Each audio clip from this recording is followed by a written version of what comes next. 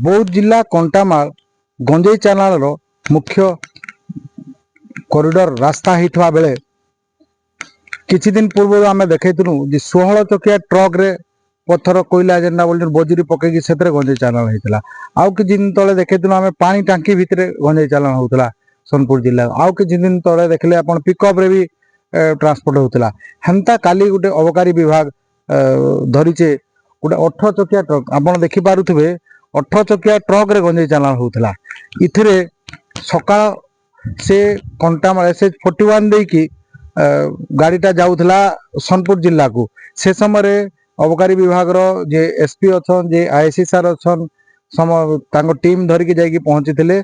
कौन सूत्र खबर पाई से पहुंची थे स्पॉट रे पहुंचला सेटा को जांच कर चढ़ऊ कला से 2 क्विंटाल 95 केजी गंजेई बाहर से ताकू मजिस्ट्रेट आमर एडिशनल तहसीलदार जी ओजन करागले तार क्वांटिटी तो है 2 क्विंटाल 95 किलो गंजेई बाहर आपन ई ट्रक जेन ट्रक रे चालन होता देखि पारुथबे आपन पछपटे जेन 18 चकिया ट्रक रे इथरे आपन गाड़ी नंबर होचे NL01 AB3686 ई गाड़ी रे चालन होता। इटा NL बोले तो हमें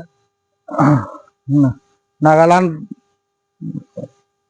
नंबर बोली कि हमें जानी पारछु किंतु इथरे जण ड्राइवर को गिरफ्त करा हिचे ड्राइवर को गिरफ्त करा हिचे आउ तापरे आसिकी ताकू जेतो अबकारी थाना वाले ओजन कले 2 क्विंटाल 95 किलो गंजेई बाहर थिला।